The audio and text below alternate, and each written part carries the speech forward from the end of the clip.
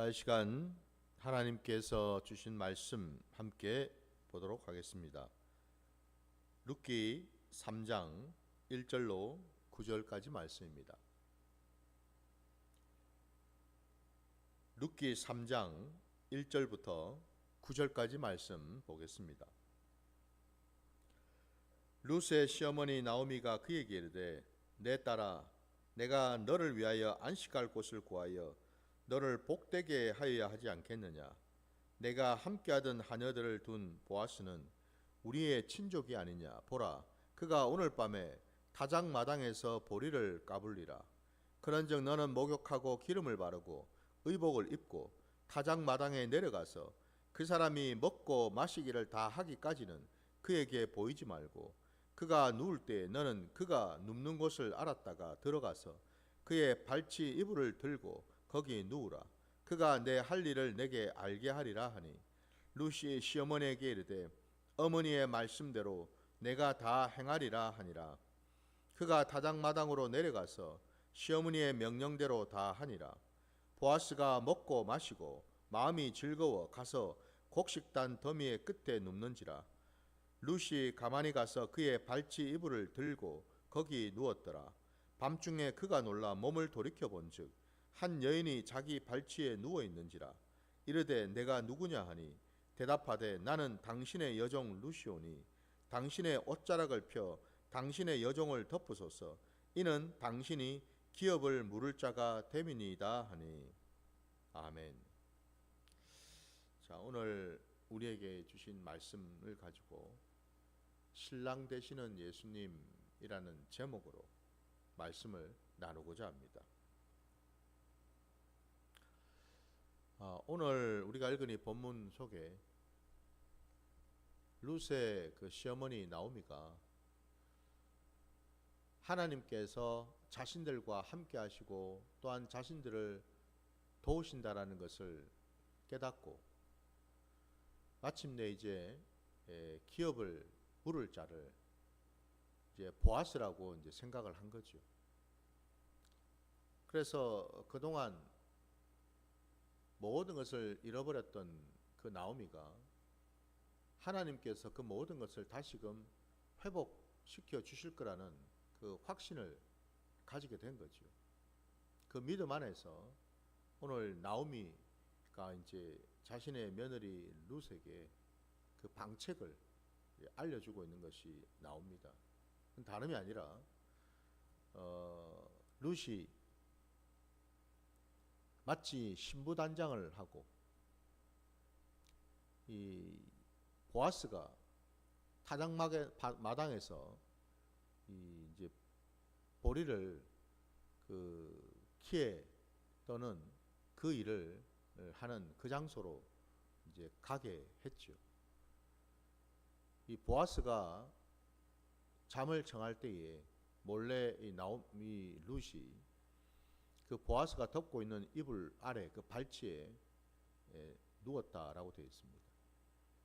그 말인즉슨 이 말씀 자체가 그냥 언뜻 보기에는 이 룻이 보아스가 덮고 자고 있는 이불 아래에 그냥 몰래 숨어 들어가서 누웠다라고 이렇게 우리가 생각할 수 있는데, 이 말은 당시 그 고대 근동 그 땅에서 일반적으로 얘기하기로는 이것은 다름이 아니라 이 혼인 예식을 준비하는 하나의 어떤 비유적인 표현, 상징적인 어떤 표현으로 볼 수가 있다라는 겁니다.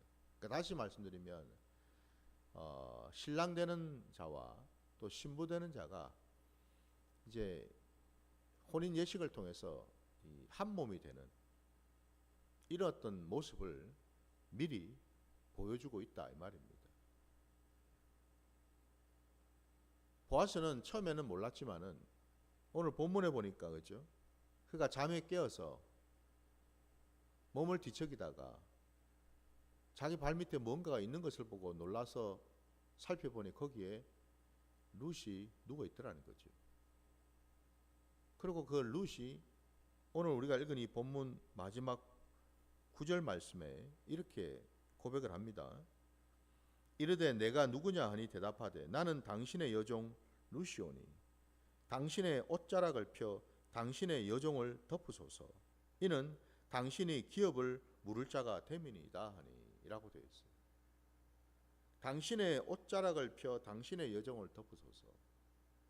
이게 이제 아까 말씀드린 것처럼 그 당시에 혼인 예식을 의미하는 그런 상징적인 말씀이다라는 것을 우리가 알 수가 있는데, 왜 제가 이 말씀을 드리냐면, 여러분 우리 말씀 한번 찾아볼 텐데요. 에스겔로 가셔서 에스겔 16장 8절을 한번 보겠습니다. 에스겔입니다. 에스겔 16장 8절 말씀에 내가 내 곁으로 지나며 보니 내 때가 사랑을 할 만한 때라. 내 옷으로 너를 덮어 벌거벗은 것을 가리고 내게 맹세하고 언약하여 너를 내게 속하게 하였느니라. 나 주 여호와의 말이니라 라고 말씀하고 있습니다. 이게 지금 무슨 얘기냐면은 비유적인 말씀인데요. 이것도 우리가 아는 대로 이 에스겔 이 예언서가 기록된 때는 이미 나라가 망한 이후였죠. 나라가 망하기 직전과 그 이후의 어떤 상황들을 이 에스겔 예언서에다가 기록했는데, 지금 이때는 이미 망해서 이스라엘 백성들이 바벨론으로 포로로 끌려간 이후의 어떤 상황 속에서 그들이 바벨론으로 끌려가게 된 이유도 다른 일이 아니라 그들이 여호와 하나님을 버렸기 때문에, 신랑 되시는 여호와 하나님을 버리고 우상을 섬기고 행음을 하고 간음을 하였기 때문에 그들이 결국 하나님의 그 진노하심으로 하나님의 그 징계에 따라서 바벨론으로 끌려갔다라는 거예요. 근데 하나님은 그곳에서 에스겔의 입술을 통해서 그 바벨론 포로로 끌려간 그 이스라엘 백성들, 하나님의 백성들을 그냥 두지 아니하시고 그들을 때가 되면은 반드시 다시 회복시키시고 그들을 하나님의 백성으로 다시 삼으시면서 하나님이 주신 그 땅으로 돌아오게 할 것이라는 말씀을 주시거든요. 바로 이제 그 예언의 말씀 가운데에 방금 우리가 읽은 16장 8절 말씀이 나온다라는 거예요. 여기 지금 내가 내 곁으로 지나며 보니 내 때가 사랑을 할 만한 때라 되어 있습니다. 그 무슨 얘기죠? 이제는 이스라엘 백성들이 하나님을 온전히 찾고 하나님과 동행할 수 있는 그런 때가 온다라는 겁니다. 이전에는 행음하고 이전에는 여호와 하나님을, 신랑 되시는 여호와 하나님을 버려서 음란한 여인이었던 그 이스라엘이 이제는 하나님의 백성으로 회복되고 하나님만을 의지하고 하나님만을 사랑하는 하나님의 백성들로 회복시킨 때가 온다라는 겁니다. 그리고는 그 뒤에 내 옷으로 너를 덮어 벌거벗은 것을 가리고 라고 되어 있지 않습니까? 그죠? 신랑 되시는 여호와 하나님께서 당신의 옷을 장차 신부가 될 그 이스라엘 백성 그들을 덮어주신다고 말씀하십니다. 그 부끄러움을 가려주시고 그들을 신부로 새롭게 맞아주시겠다라는 약속의 말씀이죠. 그죠? 그래서 여러분이 에스겔 16장 8절 말씀에 기록되어 있는 것처럼 오늘 이 룻기, 아까 우리가 읽었던 9절의 룻의 그 고백 속에 당신의 옷자락을 펴 당신의 여종을 덮으소서, 이 말씀이 결국 뭐예요?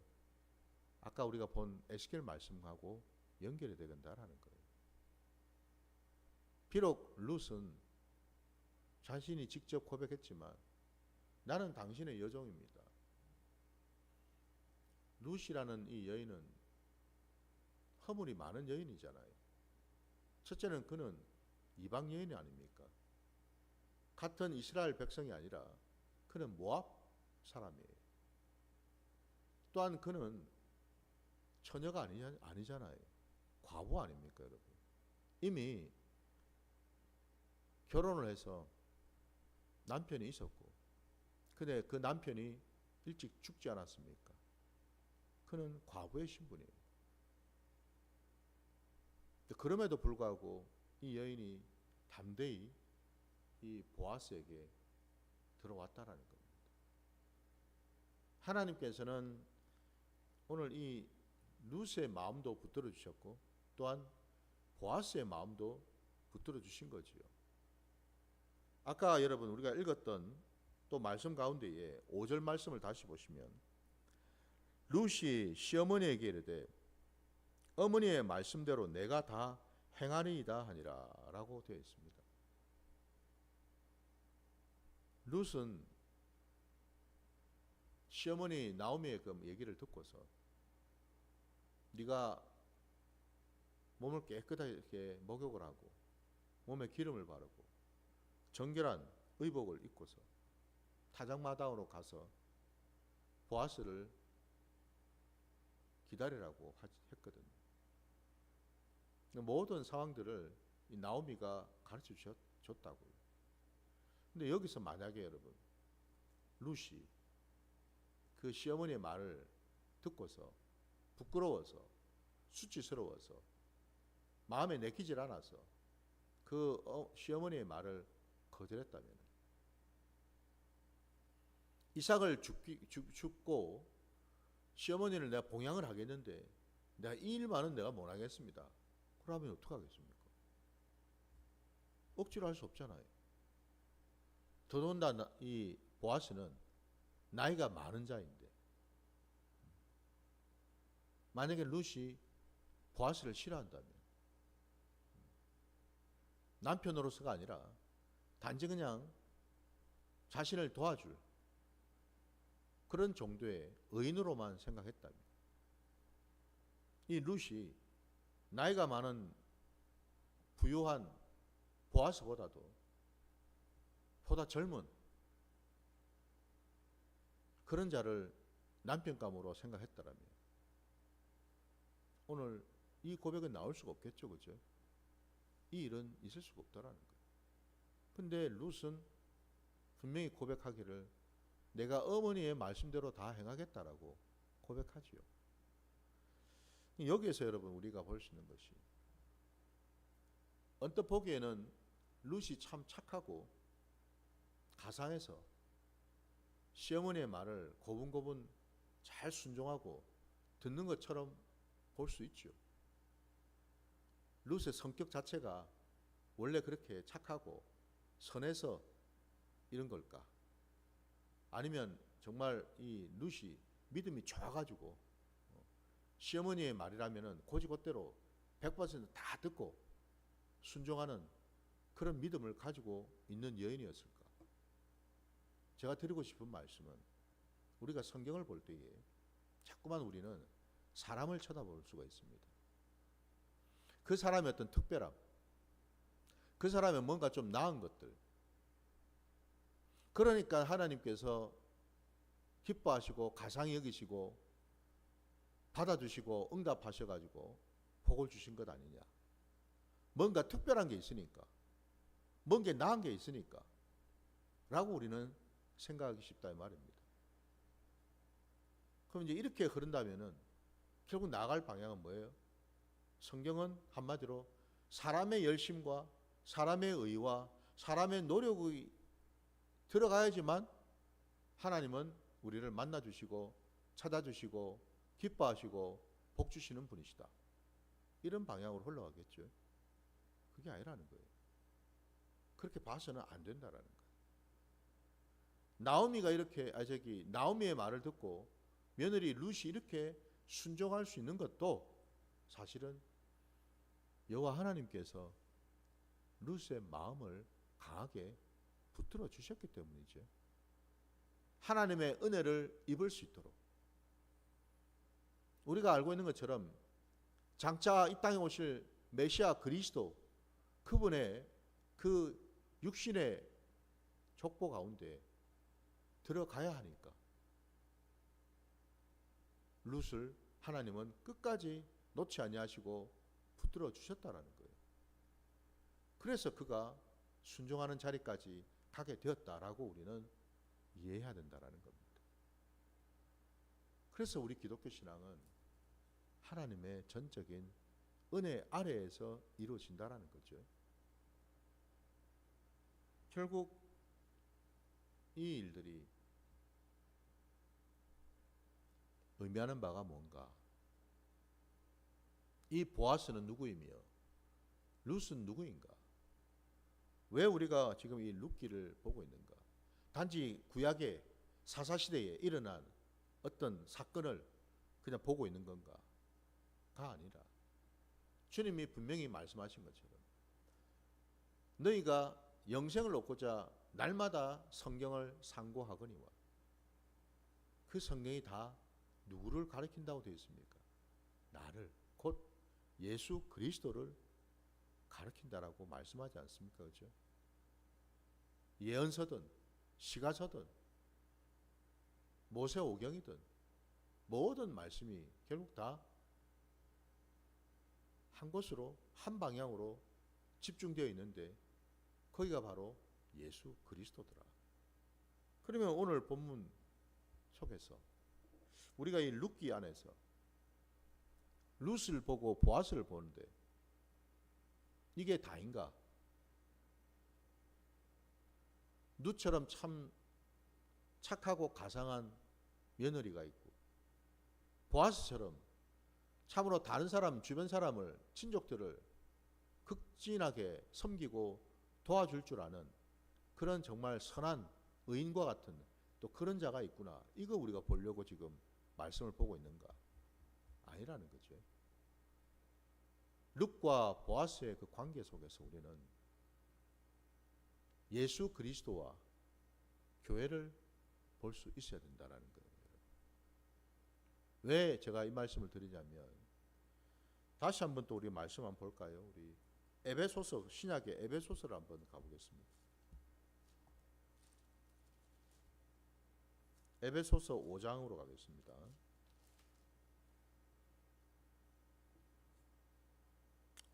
에베소서 5장 25절부터 33절까지 한번 볼게요. 남편들아 아내 사랑하기를 그리스도께서 교회를 사랑하시고 그 교회를 위하여 자신을 주신 같이 하라. 이는 곧 물로 씻어 말씀으로 깨끗하게 하사 거룩하게 하시고 자기 앞에 영광스러운 교회로 세우사 티나 주름 잡힌 것이나 이런 것들이 없이 거룩하고 흠이 없게 하려 하심이라. 이와 같이 남편들도 자기 아내 사랑하기를 자기 자신과 같이 할지니 자기 아내를 사랑하는 자는 자기를 사랑하는 것이라. 누구든지 언제나 자기 육체를 미워하지 않고 오직 양육하여 보호하기를 그리스도께서 교회에게 함과 같이 하나니 우리는 그 몸의 지체임이라. 그러므로 사람이 부모를 떠나 그의 아내와 합하여 그 둘이 한 육체가 될지니 이 비밀이 크도다. 나는 그리스도와 교회에 대하여 말하노라. 그러나 너희도 각각 자기 아내 사랑하기를 자신같이 하고 아내도 자기 남편을 존경하라. 아멘. 여기 지금 남편과 아내에 대한 얘기를 하고 있는데 사도 바울이 남편이 아내 사랑하는 것을 마치 그리스도가 교회를 사랑하는 것처럼 하라. 마찬가지로 아내도 그 남편을 그리스도를 대하듯이 존경하라 라는 말씀을 하는데, 이게 단순히 그냥 여러분 부부 관계에 대한 얘기만이 아니고, 그래서 아까 나오지 않았습니까? 그 얘기 나온 가운데에 32절을 보면은 이 비밀이 크도다. 나는 그리스도와 교회에 대하여 말한다라고 분명히 얘기를 하고 있거든요. 남편과 아내의 관계가 다름이 아니라 그리스도와 교회의 관계다라는 거죠. 이 영적인 원리를 깨달으라고 사도 바울은 말씀하고 있죠. 룻과 보아스의 관계, 이걸 단지 남녀 간의 관계, 기업 물을 자, 어제도 말씀드린 것처럼 저와 여러분의 인생에서, 우리의 삶의 자리에서 우리를 도우시고 함께 하시고 끝까지 붙으셔서 우리의 영원한 기업을 물을 부는 곧 예수 그리스도라는 말씀을 드렸잖아요. 마치 그 기업 물을 자, 그 고엘이 되시는 분이 예수 그리스도이신데, 그분이 오늘 말씀에서는 다름이 아니라 우리의 영원한 신랑이 되시는, 교회 앞에 그 교회를 세우시고 교회를 당신의 그 피값으로, 십자가의 그 피 흘리심으로 세우시고 교회의 머리가 되시고 교회 그 자체가 되시는 바로 예수 그리스도와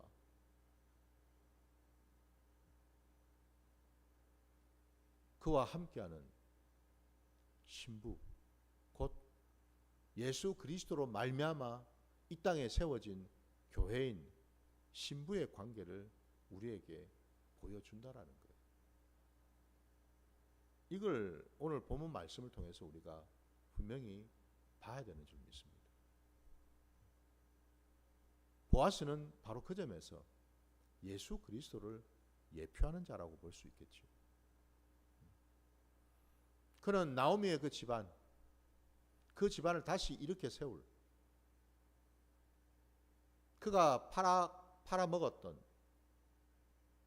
지금은 소유하지 못하는 그 땅을 다시 회복시키고, 뿐만 아니라 그 집에 남자들이 다 죽어서 더 이상 대를 이어갈 수 없는 그 상황에서 이 보아스가 룻과 결혼을 함으로써, 그죠?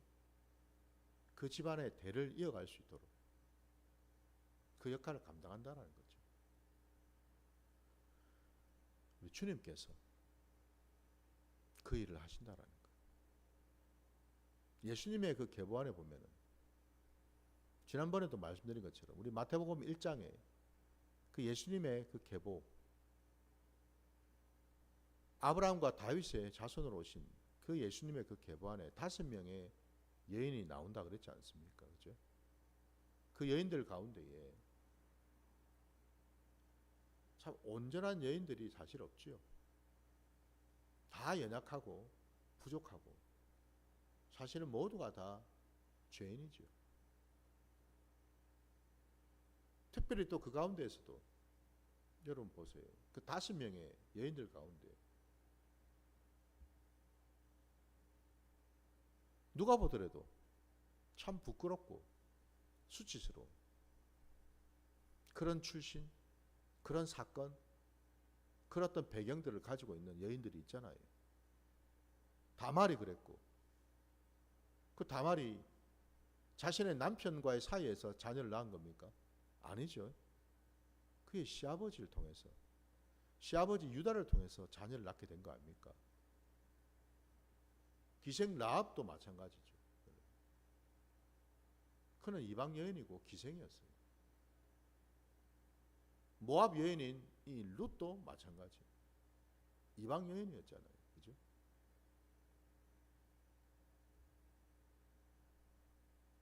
이렇게 여러분, 예수님의 그 육신의 계보 가운데 등장하고 있는 이 5명의 여인들, 그리고 또 우리가 아는 대로 하나 빠뜨렸네요. 다윗이 누구 사이에서 솔로몬을 낳았습니까? 자신의 정실 부인을 통해서 낳았습니까? 아니죠. 그는 간음을 통해서 여인을 취하지 않았습니까? 우리아의 아내라고 분명히 기록되어 있죠. 그죠? 다윗의 아내가 아니에요, 여러분. 하나님은 정확하게 기록을 하셔요. 다윗의 그 부끄러움, 수치까지도 하나님은 빼먹지 아니하시고 정확하게 적나라하게 기록에 남기신다라는 거예요. 분명히 말씀에는 우리아의 아내를 통해서 솔로몬을 낳았다고 되어 있습니다. 참으로 부끄럽고 수치스러운 일 아닙니까? 그죠? 바로 이와 같은 여인들, 그들이 예수님의 육신의 계보 가운데 등장하고 있다라는 거예요. 이 여인들이 다 누구일까? 오늘 룻도 그렇고 아까 에베소서 5장 말씀에도 그렇고 다 교회를 지칭하더라는 거죠. 이 지상의 교회를 여러분 한번 보십시오. 온전한 교회가 있나요? 없더라는 겁니다. 지상의 교회는 여전히 불완전하고 여전히 연약하고 여전히 이런저런 많은 문제를 안고 있더라 이 말입니다. 교회는 연약하지만 부족하지만 허물이 많지만 신랑 되시는 예수 그리스도는 온전하신 분이시고 거룩하신 분이시죠. 놀랍게도 그 거룩하시고 온전하신 예수 그리스도께서 참으로 허물 많고 부족하고 연약한 교회를 붙들고 계시더라는 거죠. 무엇 때문일까요? 교회가 불쌍해서, 저 여인이 불쌍해서, 너무 가련해서, 그래서 챙겨주고 싶은 마음이 생긴 겁니까? 아니라는 거죠. 예수 그리스도의 그 핏값으로 세웠기 때문이죠. 예수 그리스도의 그 십자가를 통해서 세워진 교회이기 때문에 그렇죠. 예수와 아무 상관이 없다면 교회는 교회가 아닌 거죠. 우리가 이걸 알아야 된다는 거예요.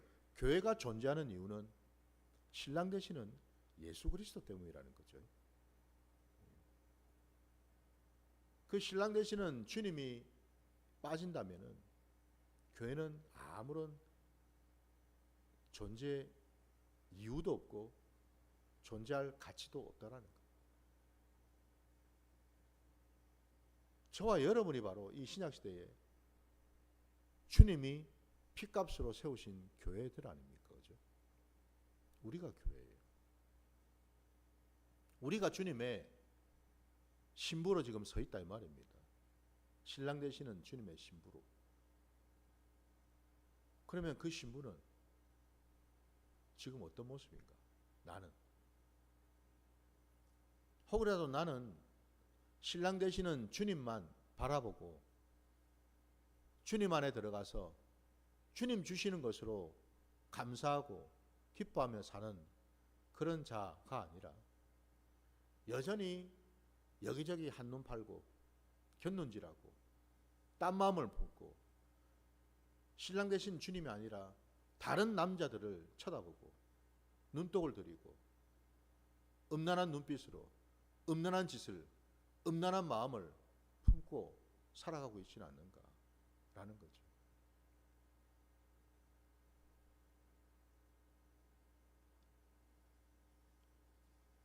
세상적 방법으로 세상적인 원리대로라면은 사실은 이 룻과 같은 여인은 택함을 받을 수가 없습니다. 왜? 세상은 여러분 우리가 잘 알지 않습니까? 세상은 어떻게 하든지 좋은 것을 취하려고 그러고 어떻게 하든지 좀 더 나은 것들, 능력 있는 것들 이런 것들을 세우고 취하려고 하는 거지. 이런 룻과 같은 이런 조건, 이런 상황, 이런 자를 뭐 하려고 택하겠어요? 멀쩡하고 허물없고 깨끗한 처녀가 청지인데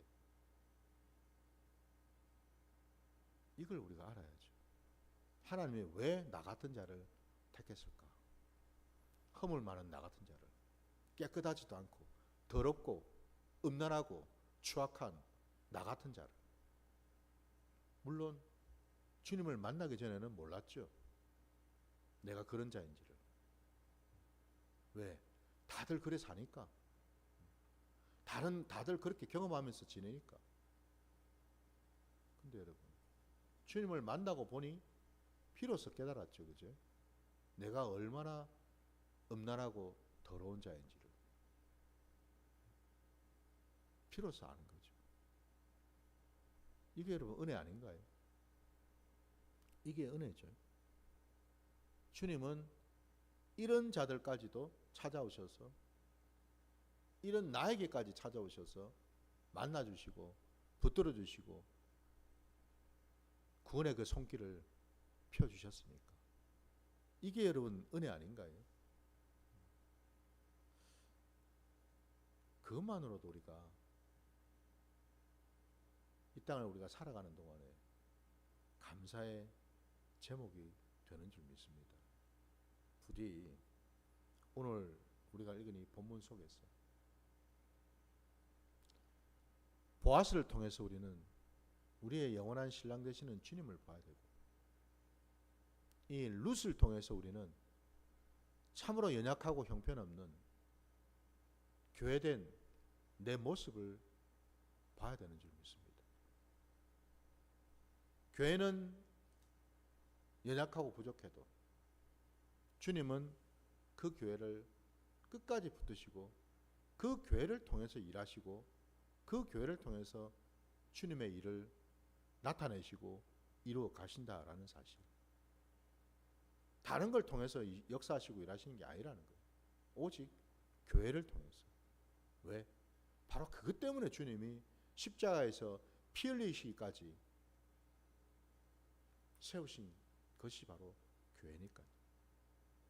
이유가 바로 거기에 있더라는 거예요. 이게 바로 창세전에 하나님이 계획하신 구원의 역사였다라는 거죠.